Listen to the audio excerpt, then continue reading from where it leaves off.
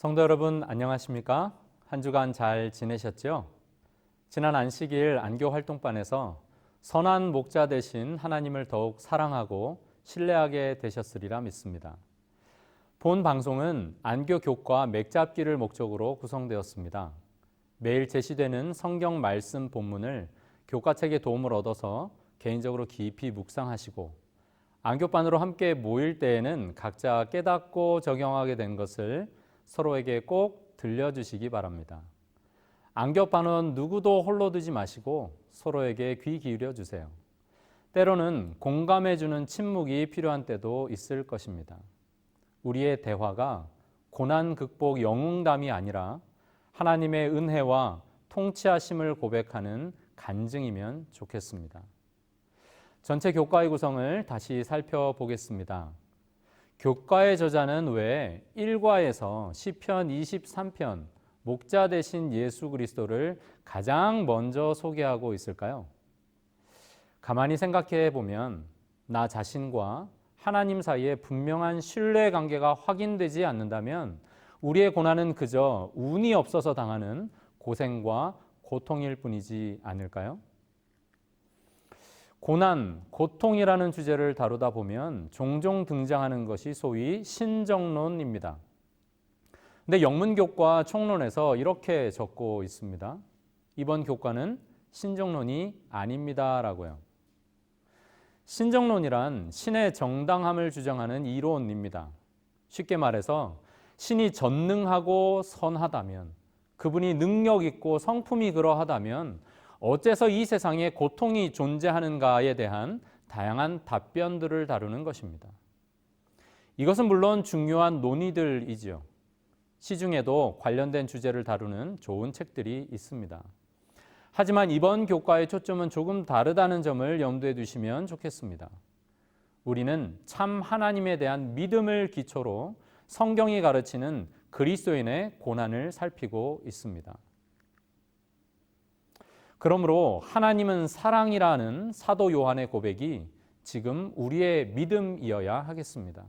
그럴 때 그리스도와 함께 받는 고난, 이것의 의미를 바르게 이해할 수 있습니다. 사도 요한의 이 진술은 철학적 증명이 아니라 경험적인 고백입니다. 하늘에서 우리가 구원받은 무리 가운데 함께 부를 찬양의 주제는 무엇일까요? 네, 바로 하나님은 사랑이시다입니다.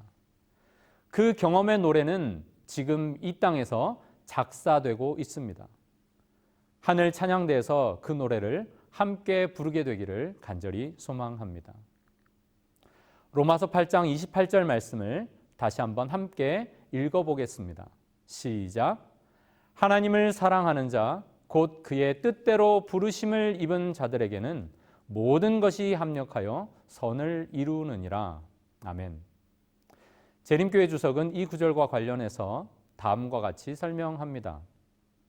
요셉은 생애의 마지막에 자신의 형제들에게 당신들은 나를 해하려 하였으나 하나님은 그것을 선으로 바꾸었다고 말할 수 있었다. 삶의 고난을 우리가 다 설명할 수는 없습니다.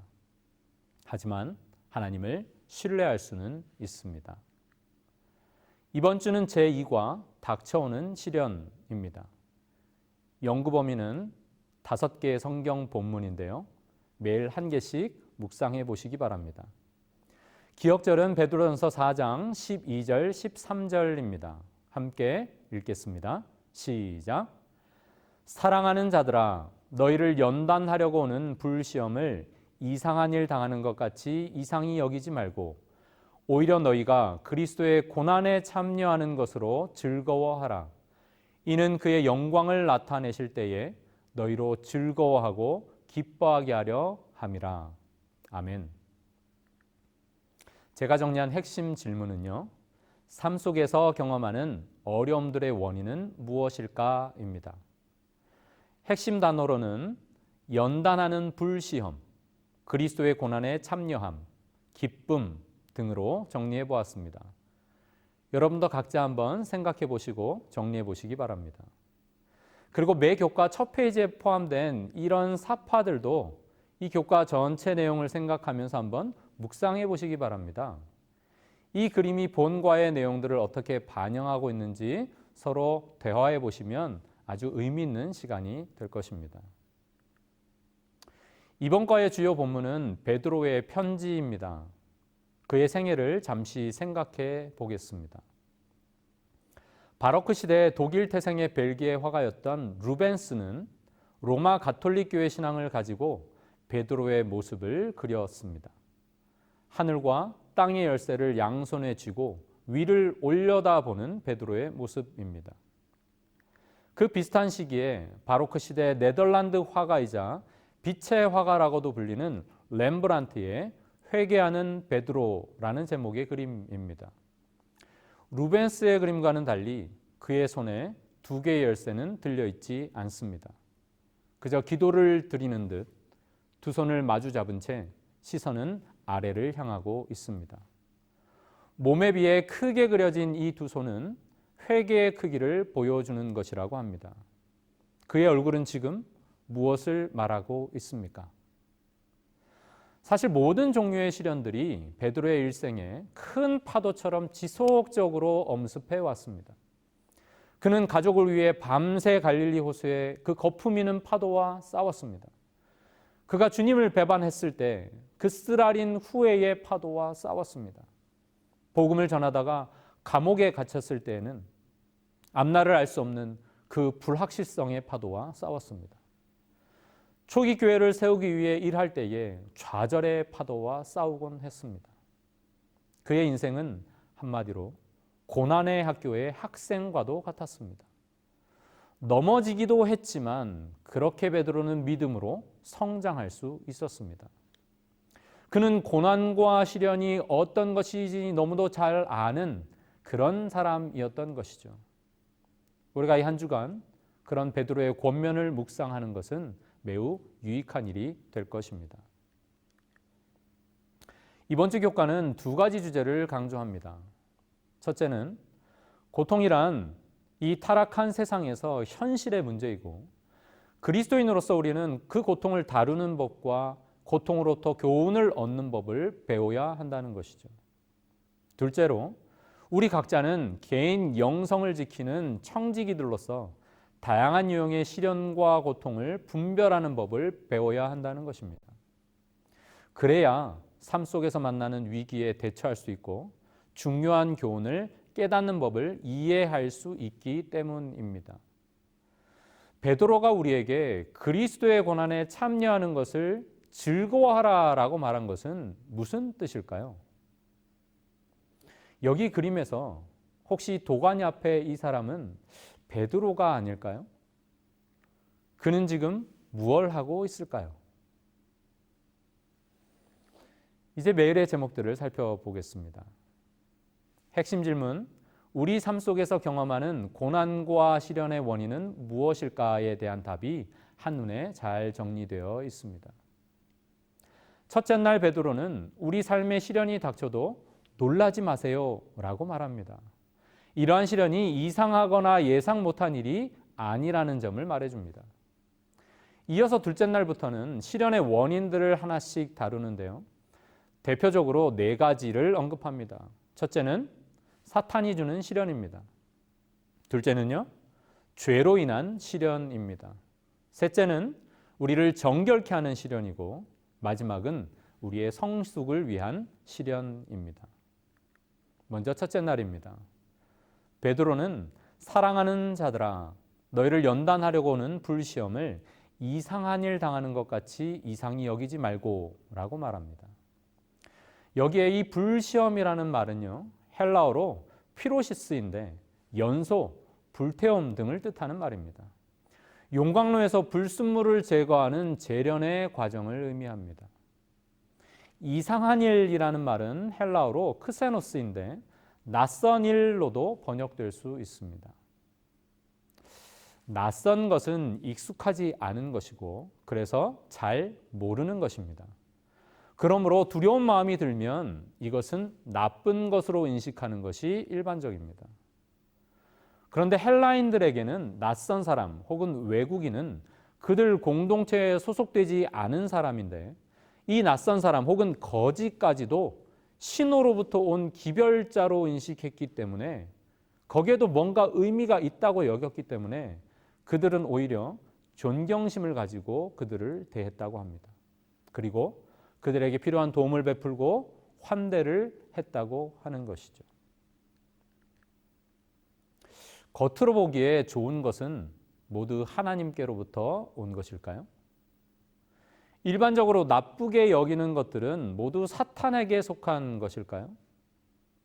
예를 들어서 눈, 코, 뜰 새 없이 바쁘게 장사가 잘 되는 것은 축복일까요?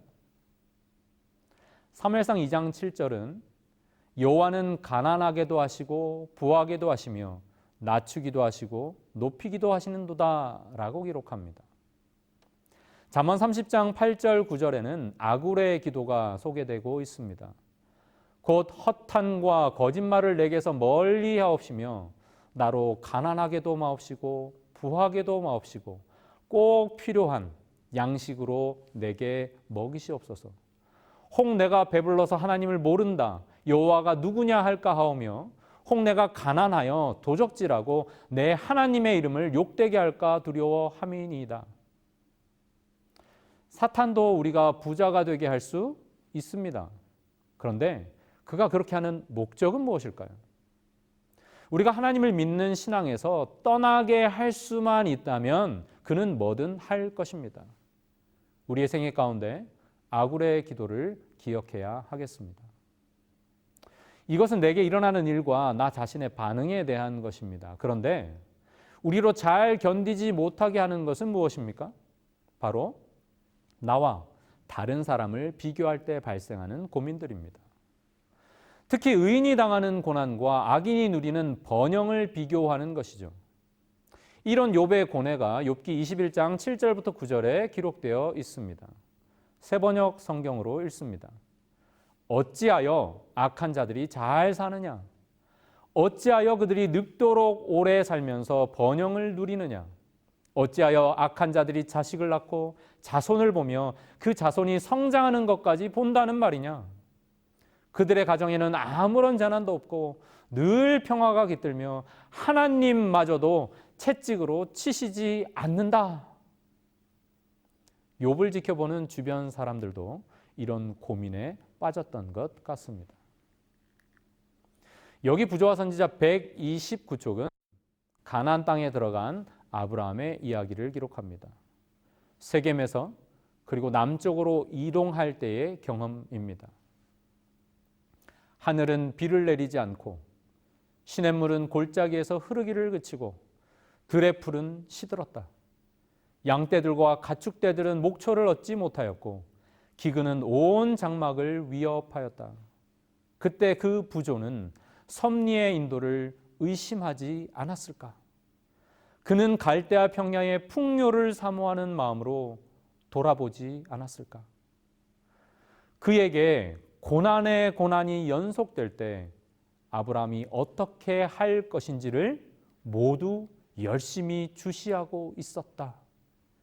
그의 확신이 요동한 것 같이 보이지 않는 한 그들은 희망이 있다고 생각하였다. 하나님께서는 항상 고난의 풀무를 통해 당신의 백성들을 시험하셨다. 그리스도인 품성의 순금에서 찌꺼기가 제거되는 것은 풀무의 열을 통해서이다. 예수께서는 그 시험을 주목하신다. 그분께서는 그것이 당신의 사랑의 광채를 반사할 수 있도록 그리스도인 품성의 귀금속을 정렬하기 위해 필요되는 것이 무엇인지를 아신다. 하나님께서는 세밀하고 엄격한 시험으로써 당신의 종들을 훈련하신다. 아멘. 이제 월요일부터는 고난의 원인들을 구체적으로 하나씩 살펴봅니다. 사탄이 주는 시련들이 있습니다. 베드로전서 5장 8절부터 11절입니다. 근신하라 깨어라 너희 대적 마귀가 우는 사자같이 두루 다니며 삼킬 자를 찾나니 너희는 믿음을 굳건하게 하여 그를 대적하라. 이는 세상에 있는 너희 형제들도 동일한 고난을 당하는 줄을 알미라. 모든 은혜의 하나님 곧 그리스도 안에서 너희를 부르사 자기의 영원한 영광에 들어가게 하신 이가 잠깐 고난을 당한 너희를 친히 온전하게 하시며 굳건하게 하시며 강하게 하시며 털을 견고하게 하시리라. 권능이 세세 무궁하도록 그에게 있을지어다. 아멘. 계몽주의 시대를 지나면서 철학자들과 신학자들은 알려진 세계 너머에서 작용하는 사람이나 어떤 현상의 존재를 거부해버리는 그런 세계관을 가지게 되었습니다. 그들은 악마라고 하는 것이 악의 원리에 대한 신화적인 표현일 뿐이라고 선언했습니다. 하지만 성경은요, 사탄이 실제로 존재한다고 알려줍니다. 증언보관 1권 218쪽은 대적 마귀는 지혜와 힘이 있다고 언급합니다. 사탄을 과소평가하지 마십시오. 하지만 그는 패배한 원수라는 것 또한 기억하십시오. 우리는 사탄에게 초점을 맞추지 않습니다. 우리 삶의 중심이요 본질이며 기쁨이신 예수 그리스도와 그가 우리에게 베푸시는 구원을 우리는 바라보아야 합니다. 예수께 연결되어 믿음으로 그분을 붙잡는 한 십자가로 사탄을 이미 물리치신 예수 그리스도의 승리는 우리의 것입니다. 우리가 마주한 문제와 고난보다 더 크신 우리 하나님을 함께 바라보기를 바랍니다. 다음으로는 죄로 인한 시련이 있습니다. 로마서 1장 18절은 하나님의 진노가 불의로 진리를 막는 사람들의 모든 경건하지 않음과 불의에 대하여 하늘로부터 나타난다고 기록합니다. 사탄은 마치 분노한 신을 달래는 차원에서 사람들이 죄값을 치러야 한다는 식으로 하나님을 오해하게 만듭니다. 그렇다면 여기 언급된 하나님의 진노는 무엇일까요? 모든 일에 원인과 결과가 있듯이 죄 역시 그에 합당한 결과를 가져옵니다. 그러나 죄에 대한 형벌이 하늘로부터 내리는 것이 아니라 죄 그 자체가 그에 합당한 결과를 가져오는 것입니다. 예를 들어서 좋은 식사와 운동을 소홀히 한다면 이 또한 하나님께서 건강하게 해주시는 원칙을 벗어난 것이므로 이에 상응하는 결과, 즉 몸의 시련과 고통을 당하게 되는 것이죠. 로마서 1장 21절로 32절을 부분 한번 확인하면서 읽어보겠습니다. 하나님을 알되 하나님을 영화롭게도 아니하며 감사하지도 아니하고 24절 그러므로 하나님께서 그들을 마음의 정욕대로 더러움에 내버려 두사 이 때문에 하나님께서 그들을 부끄러운 욕심에 내버려 두셨으니 그들의 그릇됨에 상당한 보응을 그들 자신이 받았느니라. 또한 그들이 마음에 하나님 두기를 싫어하며 하나님께서 그들을 그 상실한 마음대로 내버려 두사 합당하지 못한 일을 하게 하셨으니. 그리고 32절입니다. 그들이 이 같은 일을 행하는 자는 사형에 해당한다고 하나님께서 정하심을 알고도 자기들만 행할 뿐 아니라 또한 그런 일을 행하는 자들을 옳다 하느니라. 여기 보면 하나님께서 내버려 두신다는 표현이 반복되고 있습니다. 예전에 학생반에서 종종 하던 퀴즈 중에 사랑의 반대말은 무엇일까요? 라는 것은 단골 질문이었습니다. 답이 무엇이었는지 기억나십니까? 전쟁? 미움요? 다양한 답변들이 나왔지만 정답은 무관심이었습니다. 질문을 조금 바꿔서 하나님께는 사랑의 반대말이 무엇일까요? 라는 질문도 있었어요. 답이 무엇일까요? 심판? 저주? 아마 다양한 답변들이 떠오르실 것입니다. 근데 저의 한 친구가 선택한 답은 하나님께 사랑의 반대말은 사랑이다라는 것이었습니다. 어떻게 생각하십니까? 내버려 두시는 것도 하나님의 사랑 때문이 아닐까요? 로마서 1장 18절에 하나님의 진노에 대한 설명에 앞서서 바울은 복음의 능력과 하나님의 의에 대해서 언급했습니다. 16절입니다. 내가 복음을 부끄러워하지 아니하노니 이 복음은 모든 믿는 자에게 구원을 주시는 하나님의 능력이 됨이라. 복음에는 하나님의 의가 나타나서 믿음으로 믿음에 이르게 하나니 기록된 바 오직 의는 믿음으로 말미암아 살리라 함과 같으니라. 아멘. 여기서 하나님의 의와 하나님의 진노를 연이어서 설명하고 있는 것입니다. 하나님께서는 죄인을 불쌍히 여기시고 구원하는 은혜를 제공하려고 하시지만 하나님을 안다고 하면서도 오히려 복음을 거절하는 인생들을 내버려 두시는 것, 곧 하나님의 진노와 그 고난을 통해서 자신의 죄를 깨닫고 다시 믿음을 회복하기를 바라고 계십니다. 시대소망 471쪽입니다. 모든 고통은 하나님의 율법에 대한 범법에서 초래되는 것이 사실이지만 이 진리는 곡해되어 왔었다. 죄와 죄의 모든 결과의 장본인인 사탄은 사람들로 하여금 질병과 죽음은 죄 때문에 당하는 독단적인 형벌로서 하나님에게서 오는 것으로 생각하게 하였다. 그래서 큰 고통 혹은 큰 재난에 빠진 자들은 큰 죄인으로 간주되는 짐을 더 얹어졌었다. 다음 시련의 목적은 정결케 하기 위함이라고 말하고 있습니다. 예레미야서 9장 7절 말씀. 그러므로 만군의 여호와께서 이와 같이 말씀하시되 보라 내가 내 딸 백성을 어떻게 처치할꼬 그들을 녹이고 연단하리라. 세번역 성경으로 다시 읽어보겠습니다. 내가 내 백성을 금속 단련하듯 단련하며 시험하여 보겠다. 내 백성이 악을 저질렀으나 죄 많은 이 가련한 백성을 내가 달리 어떤 방법으로 다룰 수 있겠느냐. 기독교 작가인 오스왈드 챔버스는 주님은 나의 최고봉이라고 하는 책에서 만약 하나님의 성령께서 전해주신 주님의 말씀이 그대의 마음을 상하게 만든다면 아마도 그분께서 그대 안에서 뿌리 뽑기 원하시는 그 무언가가 있기 때문일 것이다 라고 언급합니다. 예레미야 9장 7절을 넘어서 15절과 16절도 함께 읽어보겠습니다. 그러므로 만군의 여호와께서 이와 같이 말씀하시되 보라 내가 내 딸 백성을 어떻게 처치할꼬 그들을 녹이고 연단하리라. 그러므로 이 백성에게 쑥을 먹이며 독한 물을 마시게 하고 그들을 흩어버리고 진멸되기까지 그 뒤로 칼을 보내리라 하셨느니라. 표현이 섬뜩하기까지 합니다. 그러나 주목하시기 바랍니다. 하나님께서는 이 백성을 뭐라고 부르세요? 내 딸이라고 부르고 계십니다. 그러므로 정결케 하려고 하십니다. 나의 죄를 직시하도록 하십니다. 죄를 슬퍼하도록 감화시키십니다.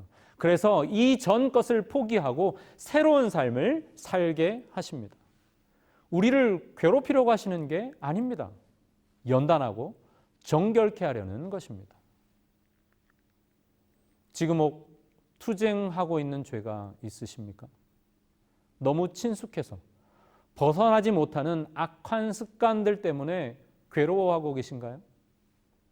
지금 우리에게 하나님의 풀무의 은혜가 필요한 때입니다. 스스로 할 수 없는 그 변화를 이루시는 성령님을 달라고 간구하시기 바랍니다. 증언보감 3권 194쪽은 그리스도께서는 당신의 풀무 속에 무가치한 돌을 던지지 않으신다라고 기록하고 있습니다. 부자 선지자 129쪽으로 다시 돌아가 보겠습니다. 예수께서는 그 시험을 주목하신다. 그분께서는 당신의 사업을 발전시키는 데 사용할 수 있는 역량을 가진 어떤 사람들을 보시고 이들을 시련에 처하게 하신다. 그리하여 그분께서는 당신의 섭리 가운데서 그들의 품성을 시험하며 그들 자신은 알지 못했던 결점과 약점들을 드러내는 위치로 그들을 이끄신다. 그분은 그들에게 그들 자신의 연약함을 보이시고 당신을 의지하도록 가르치신다. 마지막으로 시련은 성숙을 위한 것입니다. 사도 바울은 고백합니다. 고린도서 12장 7절입니다. 여러 계시를 받은 것이 지극히 크므로 너무 자만하지 않게 하시려고 내 육체의 가시 곧 사탄의 사자를 주셨으니 이는 나를 쳐서 너무 자만하지 않게 하려 하심이라. 사도 바울에겐 가시 곧 사탄의 사자가 있었습니다. 이 손가락에 박혀서 빠지지 않는 그 가시의 고통을 여러분 아시죠? 시간이 흐르면 그냥 익숙한 듯 잊혀지지만 그 부위가 어딘가 이렇게 딱 닿으면 통증이 반복됩니다. 닿을 때마다 생각나게 하는 그 가시. 사도 바울에게 이 가시가 무엇이었냐에 대한 여러 해설이 있습니다. 아마도 다메섹으로 가던 길에서 그 밝은 빛 가운데 예수님을 만났던 경험이 바울의 시력을 나쁘게 했을 것으로 이해됩니다. 이 가시를 사탄의 사자로 부른 것에 대해서 우리 재림교회 주석은 이 고통은 사탄에게 속한 것이지만 하나님의 허락이 있어야 한다고 말합니다. 마치 욥의 경우처럼 말이죠. 바울은 고백합니다. 그는 하나님의 뜻이 무엇인지 알았고 순종했고 감사했습니다. 다시 고린도후서 12장 7절부터 살펴봅니다.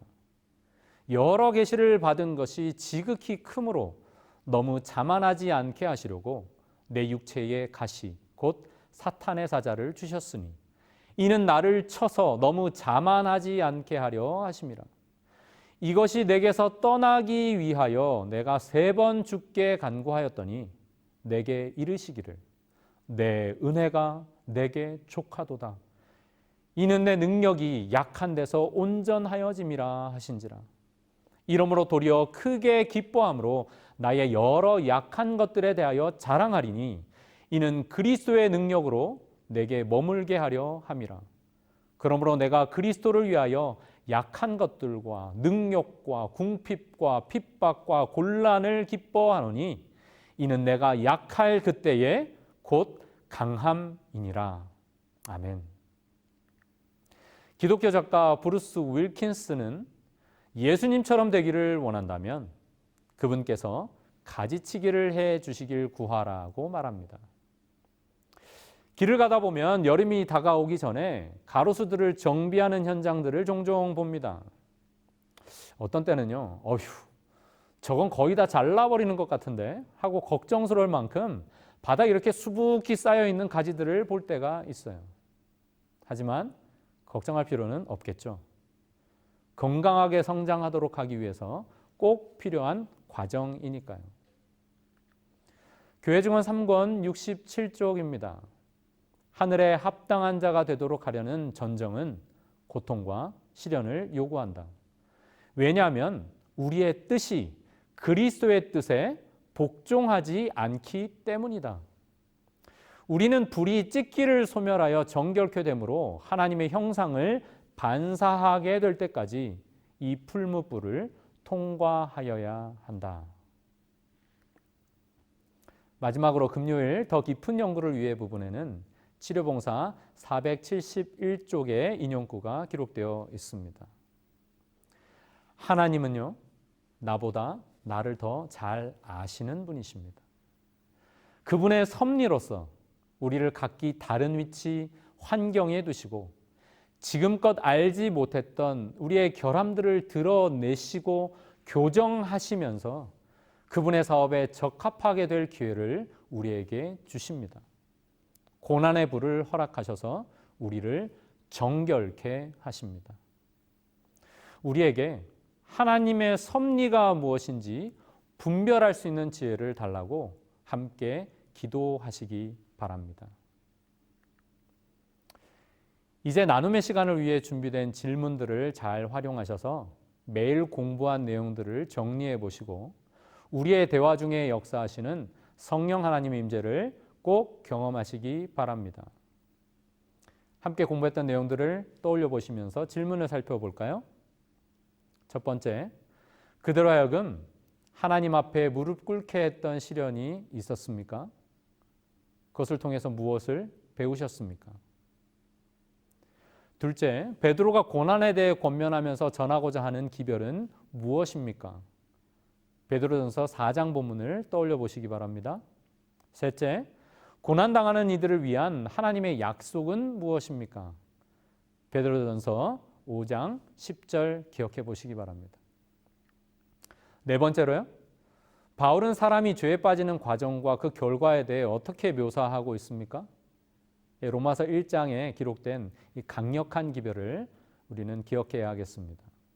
다섯 번째, 하나님께서 유다와 예루살렘을 녹이고 연단하신다고 한 이유는 무엇이었습니까? 그분은 내 딸이라고 부르셨다는 사실 기억하시면서 다시 한번 묵상해 보시기 바랍니다.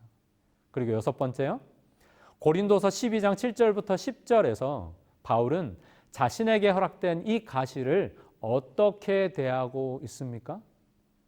그가 고백했던 하나님의 은혜와 그의 기쁨을 기억해 보시기 바랍니다.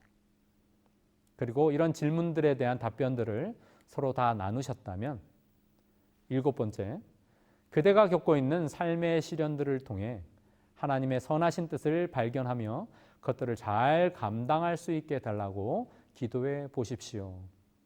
우리 안교활동반, 우리 소그룹이 함께 이 말씀을 확인하고 서로를 위한 기도를 통해서 하나님께 나아갈 수 있게 되기를 바랍니다.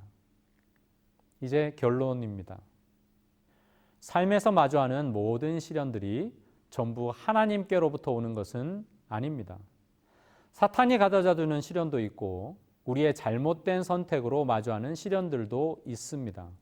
하지만 그 모든 시련들 가운데 함께 하시는 하나님을 만날 수만 있다면 우리는 그 시련들을 통해 정결케 될 뿐만 아니라 성숙한 그리스도인으로 거듭날 수 있습니다. 이제 이 한 주간 말씀의 은혜를 경험하시다가 다시 한번 기쁨으로 만날 수 있게 되기를 간절히 바랍니다. 감사합니다.